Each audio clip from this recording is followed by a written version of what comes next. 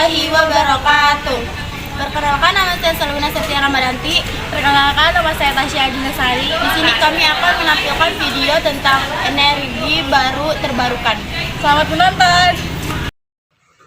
Energi baru. Energi baru adalah bentuk energi yang dihasilkan oleh teknologi baru, baik yang berasal dari energi terbarukan maupun energi tidak terbarukan. Antara lain, hidrogen, batu bara yang dicairkan, batu bara yang digaskan, dan nuklir. Energi terbarukan adalah sumber energi yang dapat dimanfaatkan secara terus-menerus yang tersedia di alam.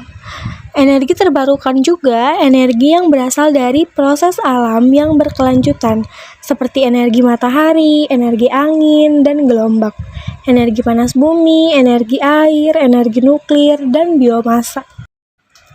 Contoh sumber energi terbarukan adalah cahaya matahari, panas bumi, angin, air, biomasa, biogas, dan gelombang laut. Penggunaan sumber energi terbarukan lebih bersih dan tidak menghasilkan polusi udara seperti energi tak terbarukan. Air. Air bisa dimanfaatkan sebagai sumber energi karena sifat gravitasinya, yaitu selalu mengalir dari permukaan tinggi ke yang lebih rendah. Sumber energi dari air ini dimanfaatkan dengan cara pemasangan kincir air dan pembangkit listrik tenaga air di Indonesia. Cahaya matahari. Cahaya matahari atau surya juga bisa dimanfaatkan sebagai energi surya atau solar energi dengan sebuah alat yang disebut panel surya. Panel surya ini bisa menyerap cahaya matahari untuk dimanfaatkan jadi bentuk energi lainnya. Salah satunya yaitu listrik. Angin. Kita bisa mengubah angin menjadi bentuk energi lain dengan memanfaatkan teknologi kincir angin.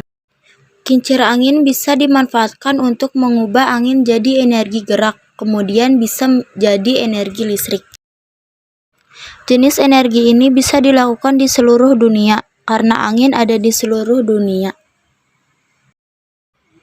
Panas bumi. Jenis energi yang satu ini asalnya dari dalam inti bumi yang panas. Teknologi panas bumi atau biotermal biasanya dipasang di dekat gunung berapi yang masih aktif.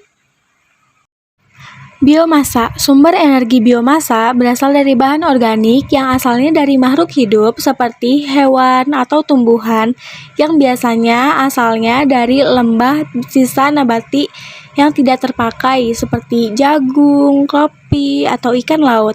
Hasil pengelola ini bisa dijadikan bahan bakar pengganti minyak. Gelombang laut.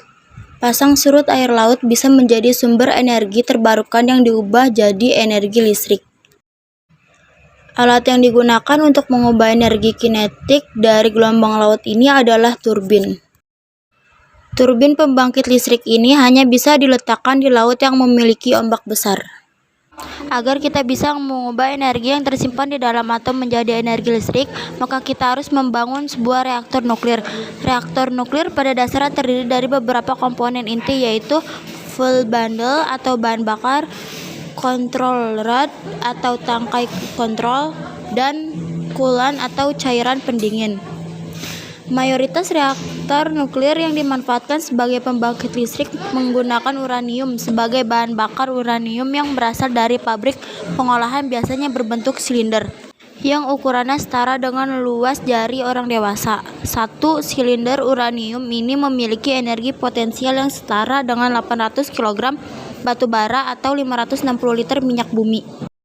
Silinder uranium yang disebut sebagai full bundle kemudian disusun menjadi full rod, dan full rod kemudian disusun menjadi full bundle.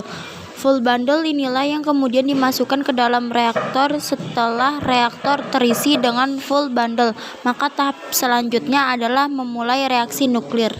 Menembakkan neutron melalui neutron generator. Neutron yang ditembakkan kemudian akan menabrak nukleus atau inti atau uranium dan membuat atom uranium tersebut menjadi tidak stabil.